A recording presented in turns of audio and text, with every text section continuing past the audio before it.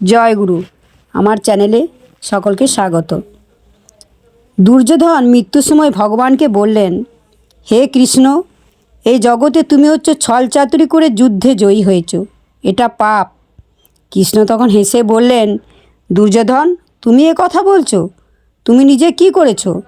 ভীমকে ছোটোবেলাতে বিষ খাইয়েছ, পাণ্ডবকে পুড়িয়ে মারার চেষ্টা করেছ, অভিমন্যুকে সবাই মিলে হত্যা করেছ, ওইটুকু বাচ্চাকে যার কোনো দোষ ছিল না। তখন তোমার পাপ পুণ্যের বিচার কোথায় ছিল দুর্যোধন?